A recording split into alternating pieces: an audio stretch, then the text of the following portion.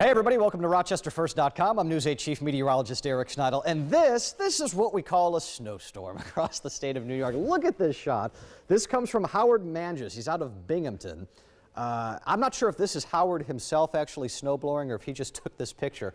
There's a Tacoma right here in this big snow pile, and this is officially, at least, out of Binghamton, 41 inches of snow. They got 2/3 of the entire winter's average of snow in 24 hours. Not only that, in Binghamton, they've had in 2 hours' time the same amount of snow that Rochester has had over the last 2 months. Wild stuff. There's the snowfall totals. This courtesy of our friends at the National Weather Service. This strip right here are 30 to 40 to almost 45 inches of fresh snowfall. And you ask the question, how the heck does something like this happen?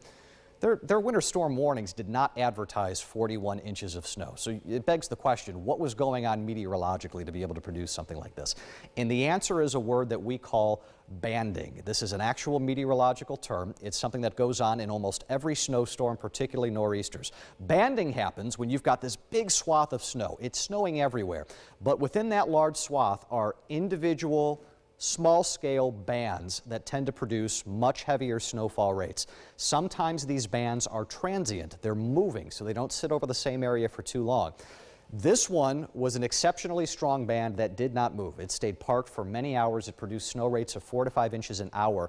The amount of liquid equivalent that ended up falling over the course of 3 or 4 hours in Binghamton is more than I have ever seen in my entire career with an air temperature of 15 degrees. You know, the way this works with science, I'll give you some quick background here. The warmer the air is, the more moisture that it can hold. It's a fact of how meteorology works. The colder the air, it is incapable of holding as much moisture that warm air can hold. All right, that kind of makes sense there.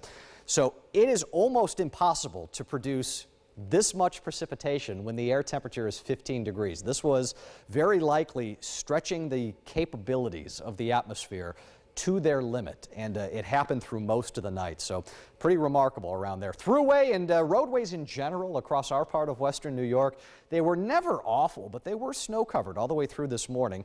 The fact that the snow is shut off, we've got all 4 of these shots. It looks like you can see the roadways. Any snow that you see is off of those main throughways there, so travel should end up being just fine. It's otherwise just really, really cold.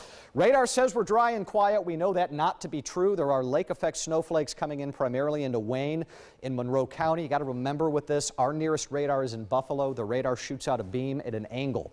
The longer the distance it has to travel, by the time that beam gets to our part of the world, it is now at least 1,000 feet up. So if all of our snowflakes are falling under that level, you're not going to be able to see it. That is the case tonight. Radar will not have much use for us, unfortunately. There's the remnants of your nor'easter that's pulling on out of here, and some relatively quiet weather getting set to move back in. 25 degrees, your current number in Rochester. Wind chills tonight. You're going to want some of the lake flakes. The clouds that come with it will act as a blanket. It'll feel like the teens through early tomorrow morning, but where skies clear out, wind chills will drop into the single digits. Places like Avon, places like Canandaigua will be shivering early tomorrow morning. And I think we could see single-digit wind chills into Friday night, too. So about 36-hour window here. It is going to be cold.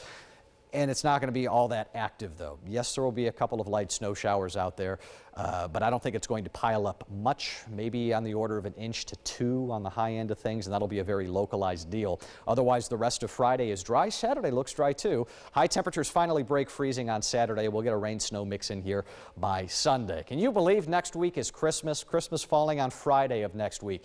Here's how I think this goes. This is going to be a really interesting Christmas, I think, this time around. Brief warm-up, perhaps, in the days leading up to Christmas, but watch this. That is a chunk of Arctic air that wants to find a home right over Rochester. That would be Christmas morning. Could we be in store for a white Christmas this year? I think it's a better than 50-50 chance. We'll see how this plays out. We're obviously still 8 days away here, but you know, a lot of the pattern setup and what we're seeing right now certainly supports the idea that it could feel the part and could very well look the part as we go into Christmas. 8-day forecast. Outside of that, kind of ho-hum around here into the weekend.